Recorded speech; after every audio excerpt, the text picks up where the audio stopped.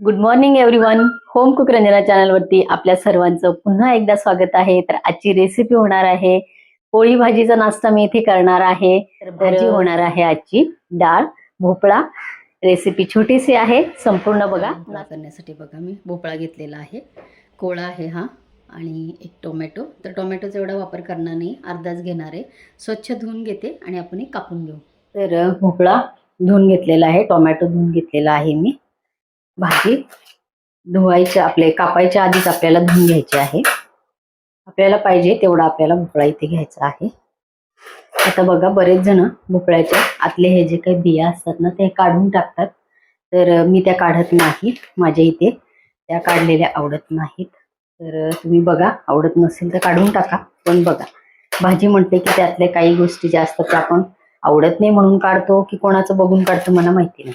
पण ह्याच्यातल्या ज्या बिया आहेत ह्या, तर ह्या खरंच छान लागतात. म्हणजे मी तरी कधी काढत नाही. तर बघा तुम्ही पण करून असंच एखाद्या वेळेला, खरंच छान लागतात. चला, आता मी हा भोपळा खूप जास्त बारीक कापलेला नाही, कारण खूप जास्त बारीक कापलेली भाजी माझ्याकडे आवडत नाही. त्यामुळे बघा, मिडियम साईजचे मी असे तुकडे केलेले आहेत. तर एवढा इनफ होणार आहे, पुरे होणार आहे मला भोपळा. तर अर्धा टोमॅटो,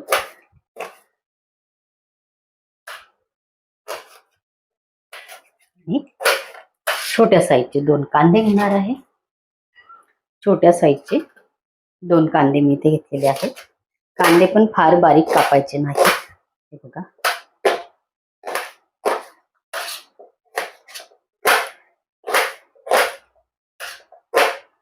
7-8 घ्यायचे आहेत लसणाच्या पाकळ्या. तर मंडळी, लसणाचे पण आपण घेऊया तुकडे करून. खूप बारीक असे नाही, एका एका लसणाचे 2-2 मी असे हे या टाईप आपल्याला हे तुकडे करून घ्यायचे आहेत.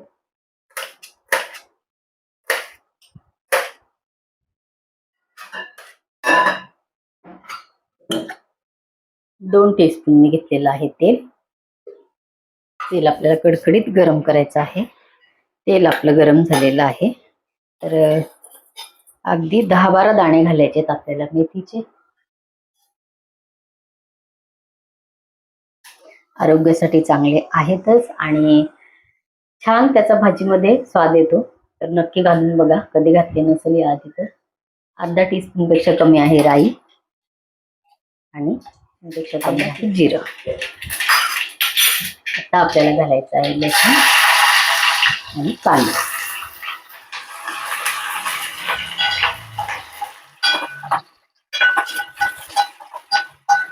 कांदा आपल्याला अगदीच खूपच लाल करायचा नाहीये. साधारण आपल्याला कांदा फक्त मी इथे दाखवणार आहे, एकदम लाल करायचं नाहीये. आणि डाळ आपण शिजून घेतलेली आहे. तर आता मी हे बघा, मूग डाळ ह्याच्यामध्ये जास्त आहे सालीची, आणि तूर डाळ कमी आहे. तर तुम्हाला जी डाळ जास्त आवडत असेल ती तुम्ही जास्त घेऊ शकता, किंवा इक्वल प्रमाणामध्ये घेऊ शकता, किंवा एकच कुठल्या डाळीची करायची असेल तरी करू शकता. पण मिक्स डाळीची करून बघा, शरीराला घटकही जातात आणि भाज्यांची चवही थोडीफार बदलतच असते. प्रत्येकाची बघा भाजी तीच असते, पण बनवण्याची पद्धत थोडीशी वेगळी असते. तर चव छानच लागते, प्रत्येकाचीच वेगळी लागते. त्यामुळे आपण वेगवेगळ्या व्हरायटीचे वेगवेगळ्या फोडण्या घालून आणि बनवून बघत असतो. तर बघा, तिखट तुम्ही तुमच्या आवडीप्रमाणे घ्यायचंय. तर मी आता 1.5 चमचा घेतलेला आहे तिखट, कारण माझ्या इथे एकदम पण कमी म्हणजे तिखटाच्या भाज्या खात नाही, तर थोडं झणझणीतच खातात. आणि ह्याच्यामध्ये घालायचं टोमॅटो.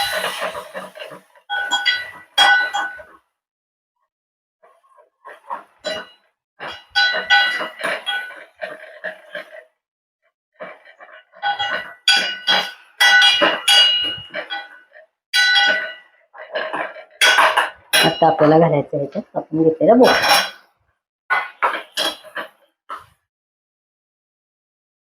आपण मिक्स केलेलं आहे. याच्यावरती आपण एक डिश ठेवू आणि त्याच्यावरती ठेवायचं, आपल्याला घालायचं आहे पाणी.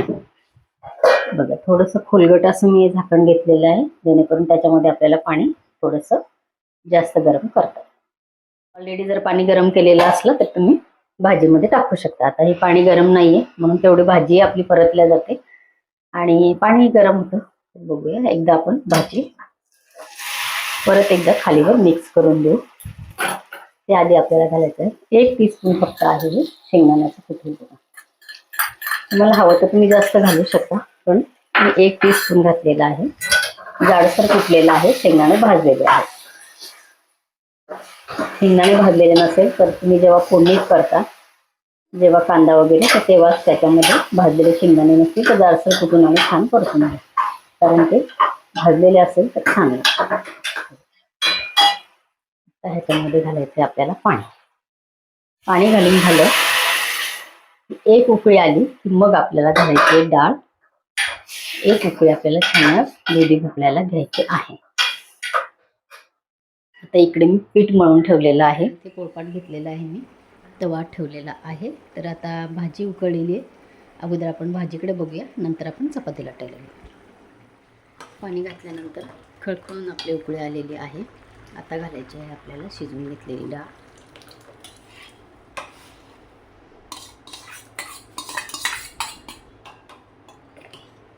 खूप जास्त गाळ आपल्याला दुधी भोपळा करायचा नाही, कारण भाज्या खूप जास्त शिजवल्या तर त्यातले सगळे घटक कमी होतात. त्यामुळे आपल्याला दुधी भोपळा फार शिजवायचा नाही.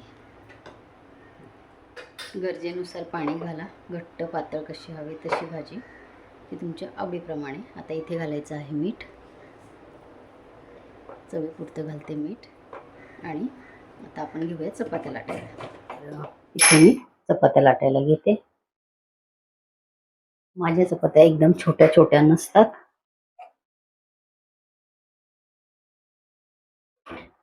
लोखंडी तव्यावरती आपण करणार आहोत चपात्या.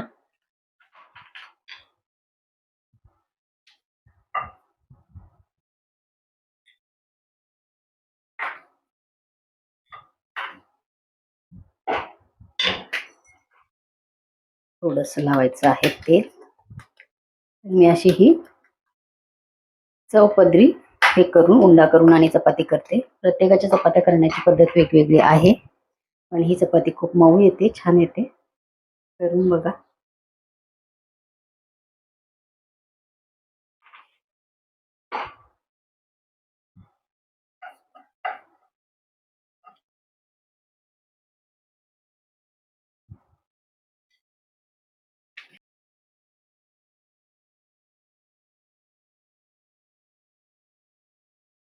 आहे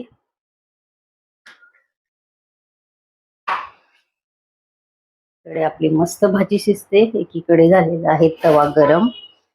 आणि आता आपल्याला भाजायची आहे चपाती. थोडस तेल मी फक्त या तव्याला लावून घेतलेलं आहे.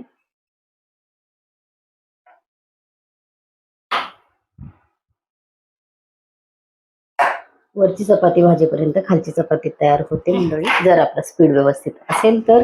स्पीड म्हणजे खूप घाई नाही, पण होते.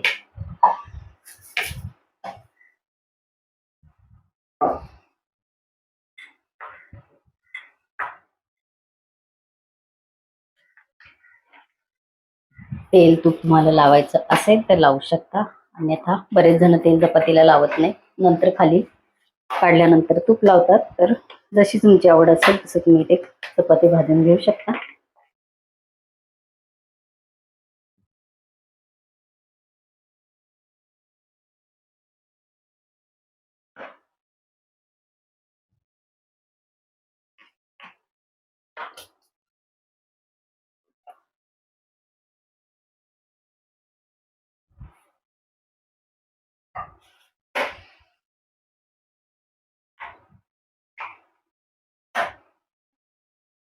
एकदा चांगला तवा गरम झाला की आपल्याला मीडियम गॅसवरतीच मग चपाती भाजता येते, पण पहिला तवा गरम पाहिजे. बघा, वरची चपाती भाजीपर्यंत खाली माझी इथे चपाती तयार झालेली आहे.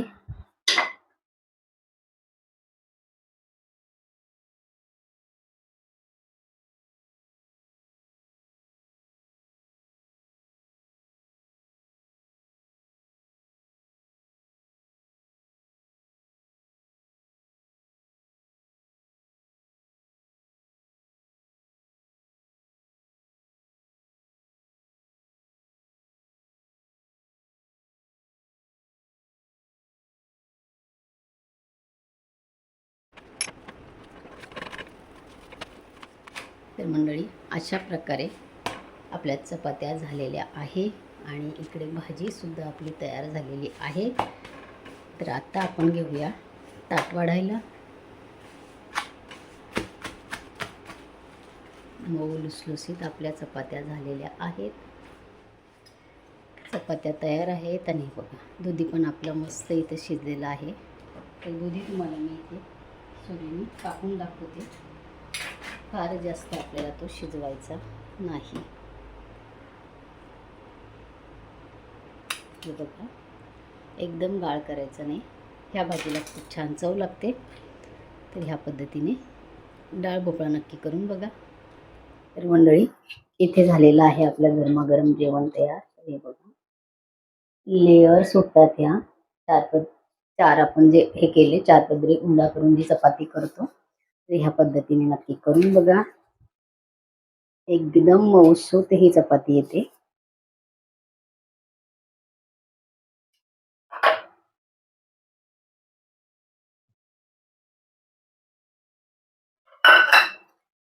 आहे मंडळी लसूण चटणी. मस्त वास सुटलेला आहे या चटणीचा. आमच्या घरी चटण्यांचं प्रमाण खूप असतं सगळ्यांचं खाण्याचं. चटण्या सगळ्यांना भाजी असेल तरी सुद्धा. तर हे झालं सकाळचा नाश्ता. तर माझ्याकडे पोळी भाजीचा नाश्ता असतो सकाळी. तर आजची ही दुधी भोपळ्याची भाजी चपाती आणि आजचा नाश्ताची हे तुम्हाला ताट कसं वाटलं कमेंट जरूर करा. आणि आजची दुधी भोपळ्याची भाजी आवडली असेल तर इतरांना शेअर करा. एक लाईक करा. परत भेटूया असंच एका छानशा रेसिपी बरोबर. तोपर्यंत बाय.